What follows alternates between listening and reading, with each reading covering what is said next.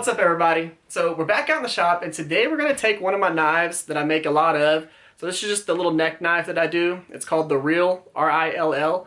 I'm going to take this, change it up a little bit, and see if y'all like that. I think that it's a little bit time for something a little different when it comes to my neck knives. So that's what we're going to do. We're going to jump into it, see how it turns out.